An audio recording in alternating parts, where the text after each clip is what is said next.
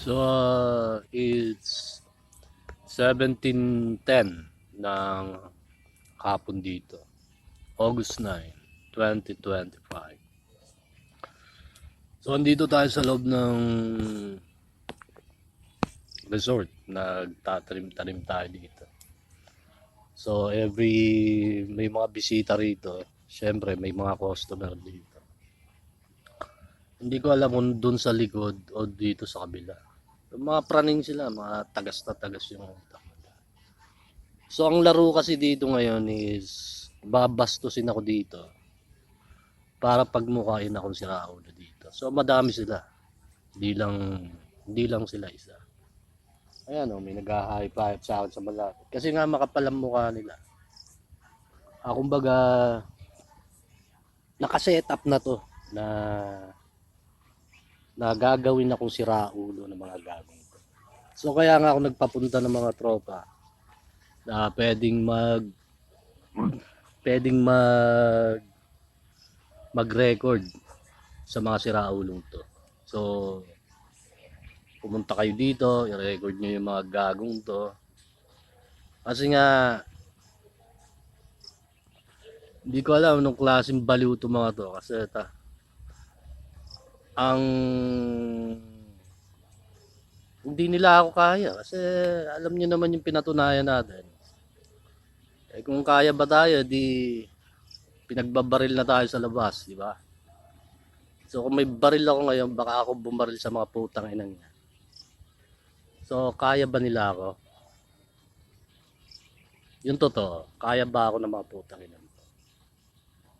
Patayin ko yung mga yan. Napakalaki ng pinatunayan natin dito sa bansa. So pinabababoy tayong mabuti dito. Para gawan tayo ng drama. Gawan tayo ng palabas. So marami sila. Ayun oh. Rinig ko sila doon, no. Pinanonood nila ako dito. Habang nagbibideo ako, pinanonood nila ako dito. So hindi ko alam kung mga dating daan to o mga iglesia ni Cristo. So may nagulat nga yung pinsan ko na may bigla na lang pumasok dito, mga nakaban. So wala akong knowledge kung ano yung mga yun. So pumunta kayo dito sa Bungatan sa Cavite, sa may resort. So dalawa resort dito, yung isa nandun ako. Tanong nyo lang, pagtanong nyo lang. So habang nandito kayo, i-record yung lahat para makita nyo lahat. Kasi kung ako kaya ng mga gagong to, yung mga siraulong to, matagal na akong patay dito. Tagal na akong, baka siguro palutang-lutang na tayo. Pero hindi naman ako kaya ng mga gagong to eh. Sila lang ang gumagawa ng kaso ko. Gumagawa sila ng kaso ko. So, sa akin dito na ilang beses na tayong napasok sa gulo.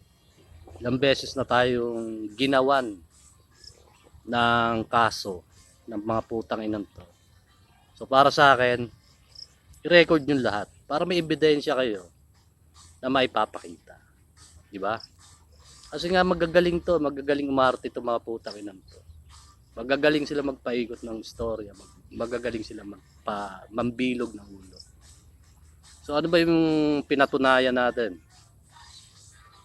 Para bang ano ba yon? Yung parang medal o trophy sa basketball o boxing belt ni Pacquiao. Yun ba yung pinatunayan natin? Walang kayang pumantay dun sa napatunayan natin. Walang papantay doon. Tatandaan nyo sinabi. So ito na nga, ito ebidensya.